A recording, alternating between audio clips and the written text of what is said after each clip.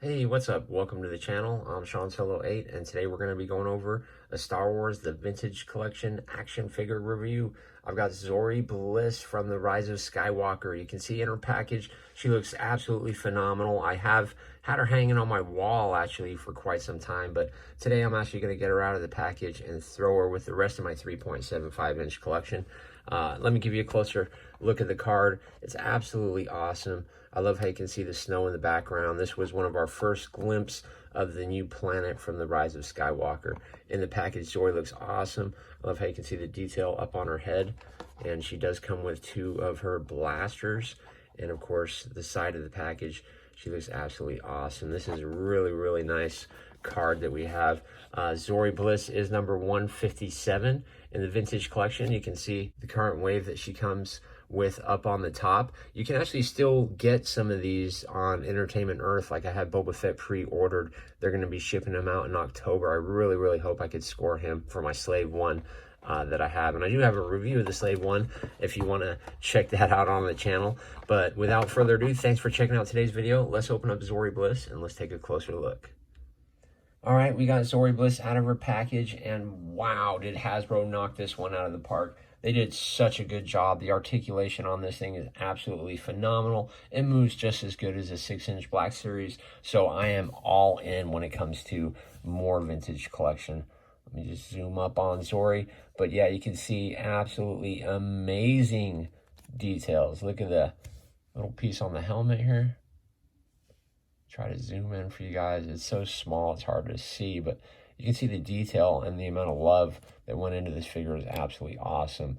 The head sculpt looks absolutely great. The head is actually on a ball. I was hoping this would come off like the Black Series, but it definitely doesn't. But overall, the details are absolutely amazing. If you guys haven't picked this up yet for your collection, I would highly, highly, highly recommend doing it now. Some of the poses that this figure does and the articulation is absolutely incredible, and it's totally, totally worth it.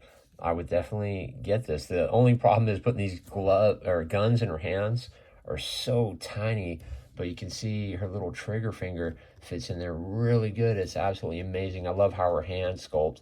It just fits right around there, and her fingers are really loose and bendy, so you don't have to worry about breaking those. And she's even got one of those diaphragm ball joints up on her waist, which is really cool. I was hoping I could get her to crunch all the way down, but she doesn't crunch much. She does crunch back pretty far. This arm does raise up relatively high too for some cool articulation. It's on a ball in there and a hinge, so it does go 360. And the elbow does pop up, not too far, but far enough to get a pretty cool pose. The hands do rotate slightly, and the gun, as you can see, looks absolutely awesome. Great job on that. I will compare it to the Black Series version here in a second, just so you can have a closer look. This bit of plastic here is soft. Looks like it's on a little peg. I just popped mine out, and it comes right out and just pops right back in simply. Hopefully simply. If not, I'll have to glue that back in. This side probably pops off too. This hand does have the swivel also, and again, her gun does hold it well. It almost looks like there's a hinge in there. Maybe I can see it better on the camera. Let me zoom in. I don't think they went as far as putting a hinge in her hand, because even though you can like pose it up slightly, I wouldn't want to snap that. I'm not sure. Let me know, you guys, in the comments. You probably know a lot more about these figures than I do. There's a little flap on the back here. It is plastic. Her legs were a little bit tricky to articulate when I first got her out. Let's see how easy these guns go in. In the film, she does have them reverse style. So yeah, they do fit in absolutely nice. Let me stick her other gun in. But the poses and everything this figure goes in is absolutely awesome. If Hasbro can keep doing this, good job. She does look down absolutely far. You can see her neck is on a little peg in there. And then her head does go back too. And it does, oh, it just popped off. But yeah, it's on a little ball. It looks like a dual peg. So there's a peg up in the head and then a peg down here on the bottom. It just lets it clip in. Let's hope I don't break it. Okay, and then it just snaps right in.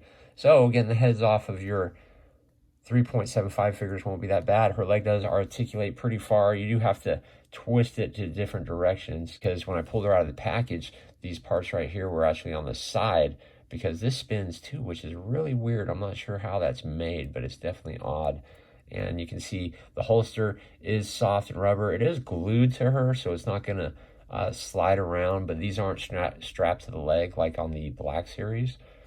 There is a single jointed knee, and there's a swivel in the knee. They actually have an upper thigh cut, which is really odd for this character. I'm not sure why they would need it. The foot is great. It's not like the Luke Skywalker. It does, sorry about my blurriness, guys, but I got to get used to doing the 3.75 again. And then there also is a pretty good ball rotation inside the foot also. But little peg holes in the feet. If they can keep making more like this, I know I love the vintage collection and I should be buying the current wave, but I'm definitely not going to buy those reissues because they just look absolutely horrible. And I don't want to waste my money on it when there's so many other good action figures to buy out there. Okay, here's little sister and big sister together. You can see the detail on the suit is actually different. The texture on the vintage collection is actually better than the texture on the Black Series. Why does my focus keep going so bad tonight? But yeah, the detail on the vintage collection suit is actually better than the Black Series, which is wild. Obviously, the belt is better on the Black Series. The leg paint, oh, the holsters are just glued on. How lame, but they're loose on this. It would have been cool if they left them loose actually on this one. The mask does come off on the Black Series, of course, which is good, but everything else looks the same, except the arm detail on the Black Series is better. I just like the chest. Looks better on the vintage collection. And for some reason, Zorii doesn't have a flap on the Black Series. That's definitely strange. But Zorii's boots on the Black Series look a little bit better too. So, but that's big sister and little sister, guys.